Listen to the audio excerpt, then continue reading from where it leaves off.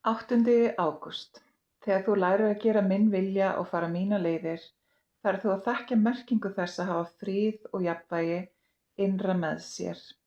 Hjarta þitt verður barmafullt af kærleika, skilningurinn þinn vex, þú verður umburðarlyndari og opnari og sér skýrt að margar leiðir liggja til mín.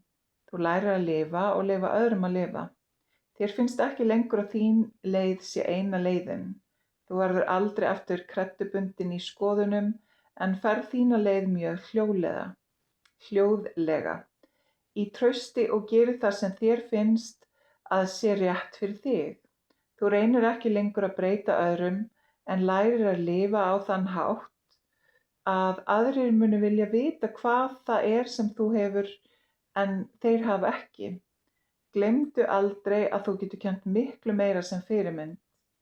Ef þú gerir minn vilja hljóðlega, hefur það miklu meiri áhrif á mannkynið en ef þú hrópar mörg dásamleg orð á torgum og getur ekki lifað það sem þú predikar.